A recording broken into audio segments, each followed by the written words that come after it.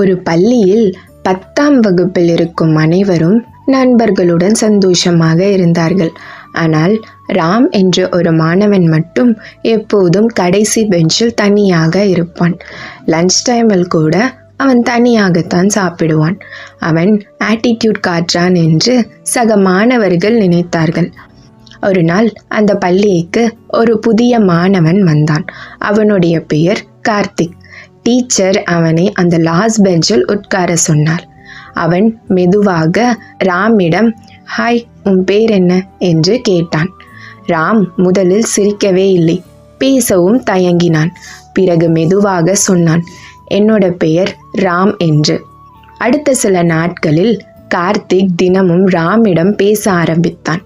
அப்போதுதான் எல்லாருக்கும் தெரிந்தது, ராமுக்கு ஆட்டிடியூட் இல்லை, பயம் மட்டும்தான் இருந்தது என்று.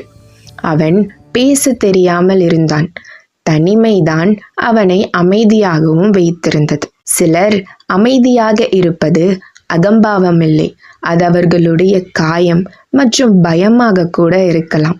ஒரு சில சமயம் ஹாய் சொல்லி ஒரு கான்வர்சேஷனை ஸ்டார்ட் செய்தால் ஒரு மனிதனின் தனிமை அங்கே முடிவடைந்துவிடும்.